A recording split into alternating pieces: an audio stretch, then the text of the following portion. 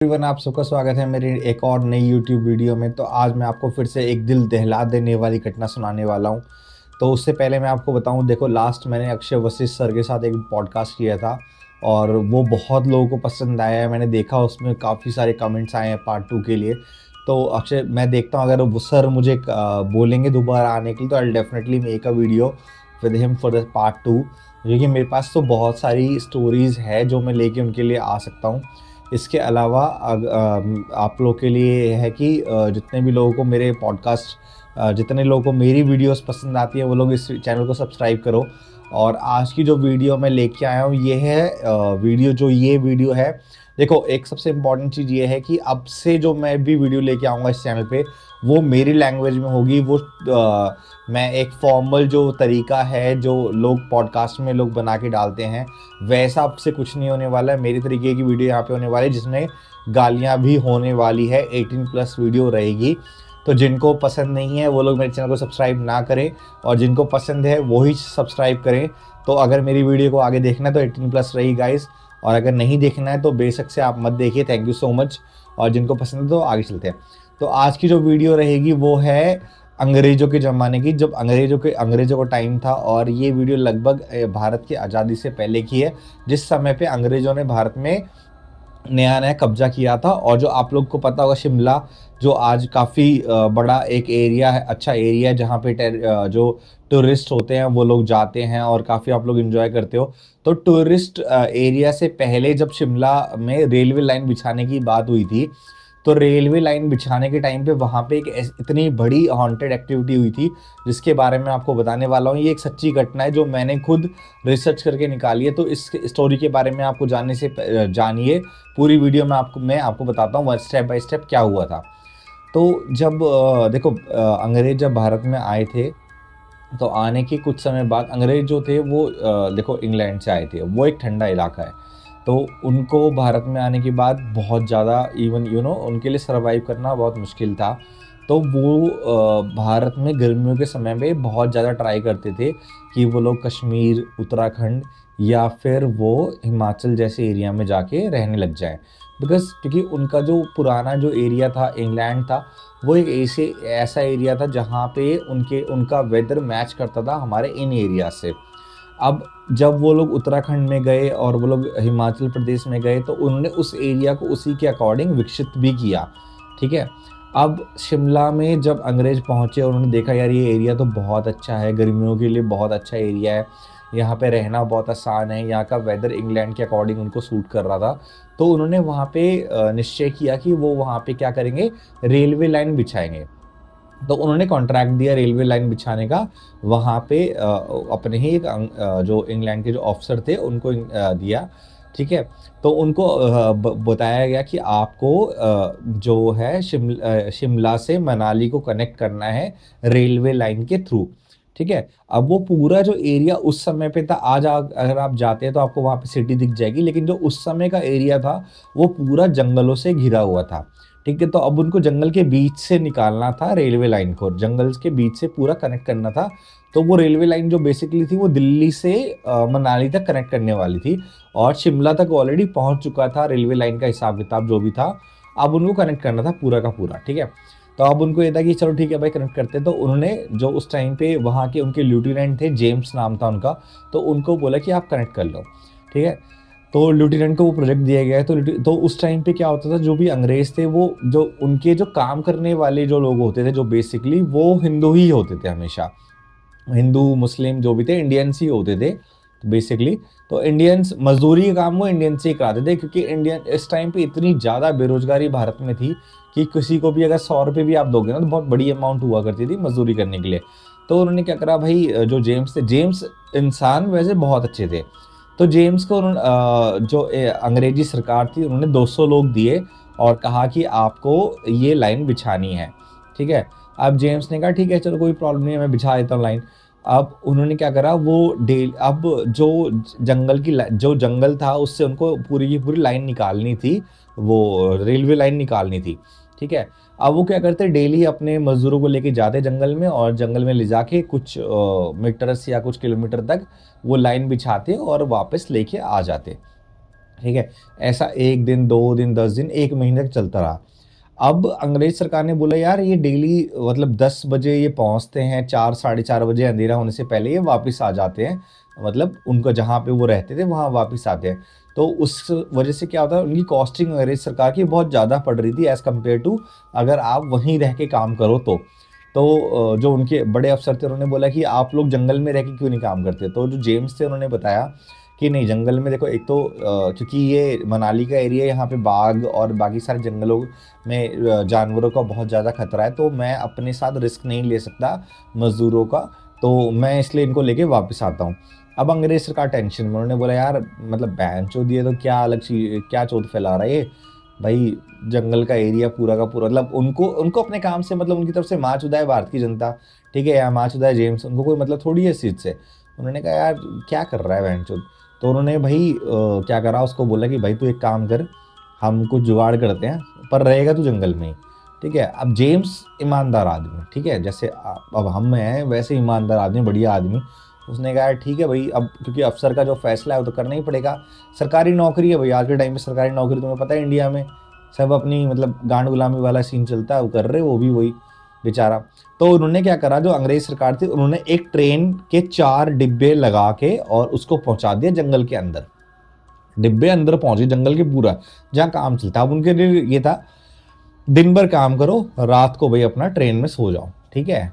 अब माँ चुदा है भाई, तुम्हारे वापस पीछे पीछे जाने का कोई सीन नहीं है, अब भाई पूरे दिन काम करना है तुम्हें, भाई मतलब गांड गुलामी वाला सीन था, पूरे दिन तुमने काम करना है, सुबह उठना है, मजदूरी करो, रात को आगे सो जाओ, ठीक है। चलो ठीक है, सिंपल सीन था भाई।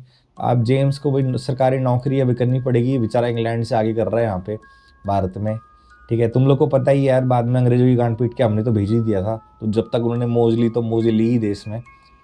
अब हमारे, तुम्हें पता है देश कैसा है यार, यहाँ पे आपस में एक दूसरे से बनती नहीं है। चलो जो भी था, जो भी ठीक था, जो भी सीन था भाई, अंग्रेज अब वो मजदूरों के साथ आ गया।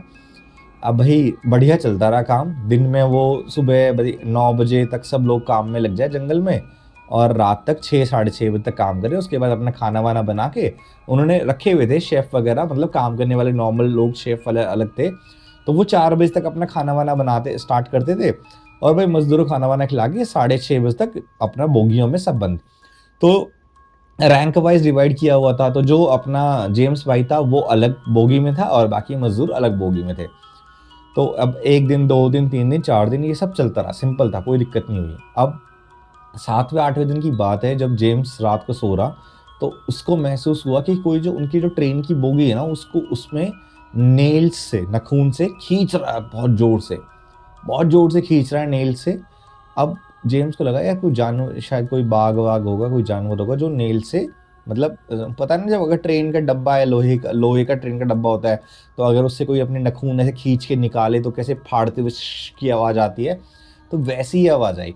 अब उसने नोटिस किया, उसको उसको भाई ऑब्वियसली बात है, रात के 2 ढाई बजे इतनी ज़ोर से आवाज़ आई, तो वो जाग गया, ठीक है। अब उसने, चलो उसने इग्नोर कर दिया जो भी था, उसको लगा कोई जानवर जानवर होगा, शेर वेर होगा, तो चलो कोई बात नहीं, देखी जाएगी, ठीक है भाई। उसने इग्नोर कर दिया, वो अपना सो गया। सुबह उठ के उसने लोगों से पूछा, जो दूसरे बोगी में मजदूर थे, उनसे पूछा कि तुम लोग को रात को आवाज़ आई? तो अब मजदूर यार दिन भर भाई, दिन भर मजदूरी करें, उनको रात को पढ़ के पता नहीं बहन जो कहाँ पड़े हुए हैं। उन्होंने कहा भाई हमें आवाज़ कुछ नहीं आई, हमें नहीं पता। चलो जो भी सीन था, एक मजदूर था, तो उसने बोला सर मुझे आवाज़ आई थी। तो उसने बोला कैसी आवाज़ आई? कह रहा सर मुझे ना खरोचने की आवाज़ आई थी। तो जेम्स ने कहा चल ठीक है। अब जेम्स ने क्या करा, पूरी बोगी देखी, तो बोगी जब उसने ध्यान से देखी ना, तो काफ़ी जगह पे ऐसे खरोचने के निशान थे, और एक जगह पे ना मतलब पूरा अंदर हाथ दे के और लोहे को फाड़ रखा था।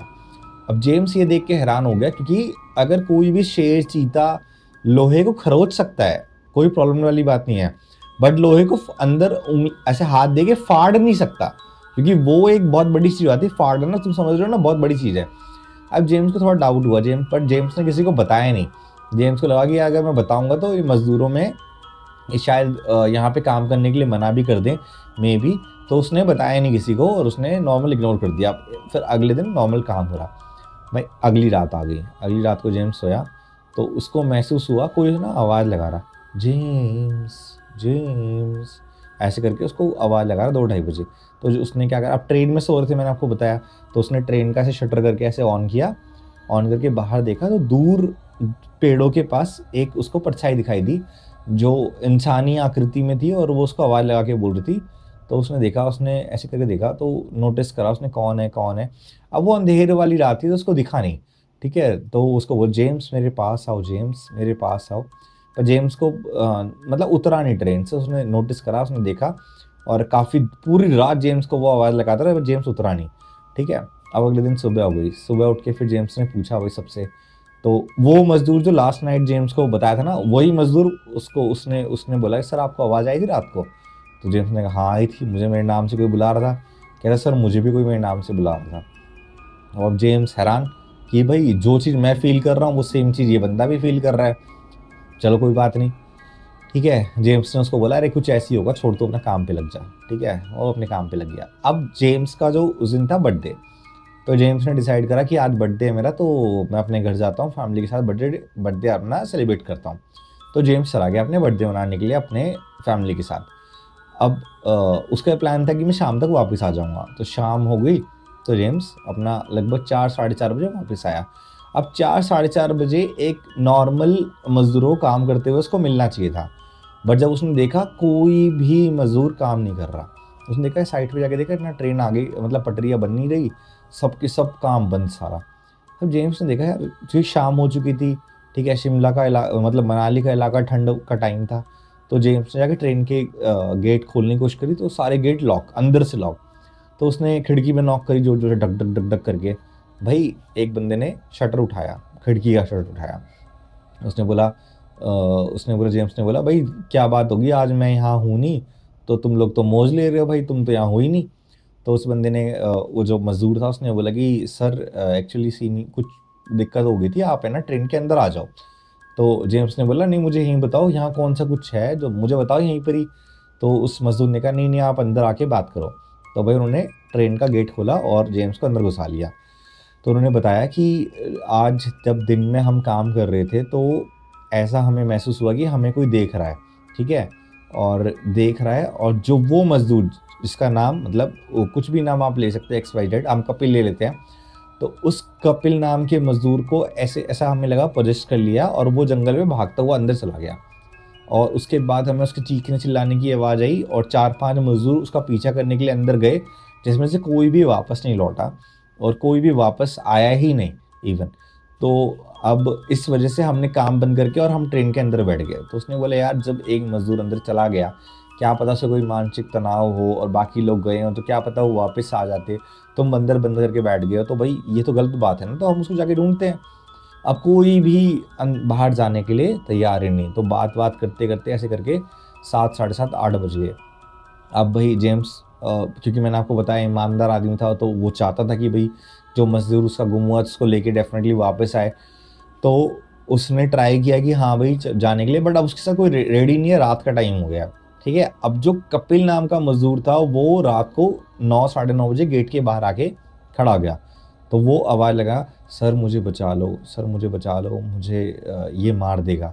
ठीक है, तो जेम्स उसको देखा, जेम्स बोला यार, जेम्स ने हल्का सा गेट खोला बोगी का, उसको बोला अंदर आ जा, अंदर आ जा।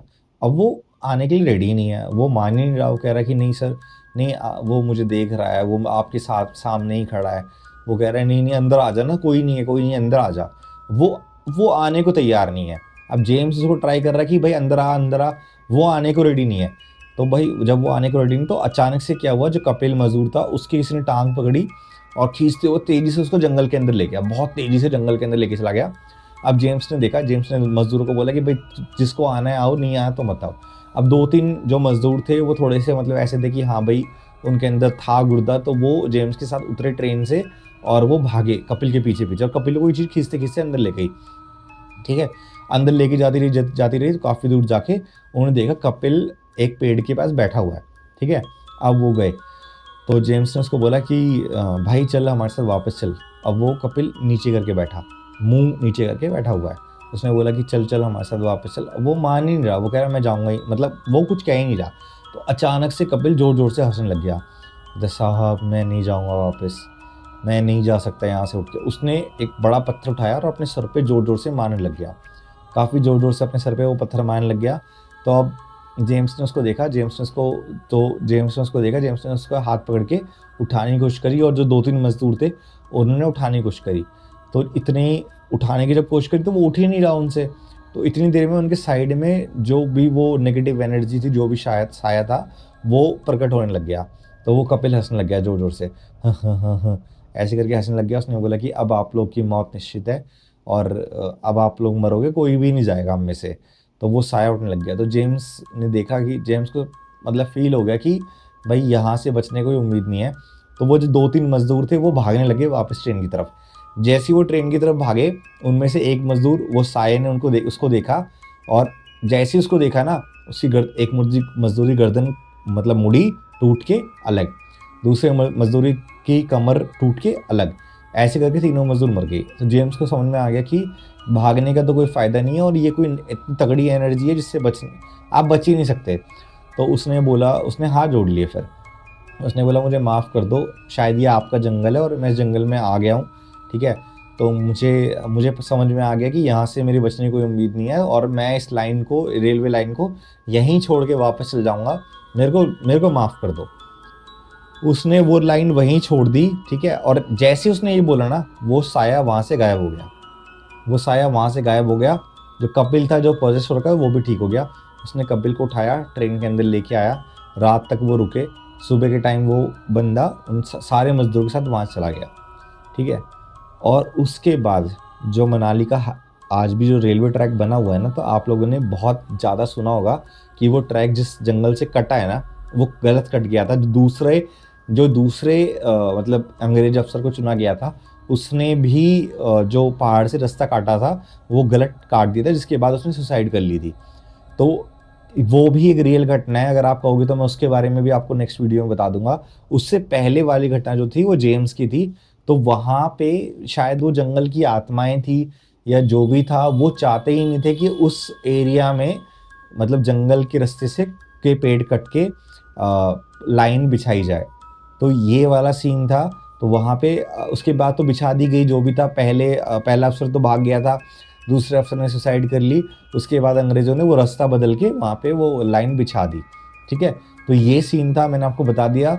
मनाली से शिमला जो जो जाता है रेलवे ट्रैक, उसकी ये रियल घटना थी। तो अगर आप लोग चाहते हो कि आप लोग को ऐसी स्टोरीज़ मैं आप लोग को सुनाता रहूँ, और अगर आप लोग को आपके साथ कभी लाइफ में कोई हॉरर इंसिडेंट हुआ हो, तो आप लोग मेरे व्हाट्सएप चैनल पे आप लोग मुझे डिस्क्रिप्शन में जाके देख लीजिएगा, और मेरा नंबर आपको मिल जाएगा। तो आप लोग के साथ कोई रियल घटना अगर आपकी लाइफ में घटी है, तो आप मुझे बता सकते हैं। मैं डेफिनेटली अपनी वीडियो में आपको उस घटना को एक्सप्लेन करूँगा। और मेरे चैनल को सब्सक्राइब करें, अपने फ्रेंड और फैमिली को आप लोग रिकमेंड करें। Thank you so much. जय श्री राम।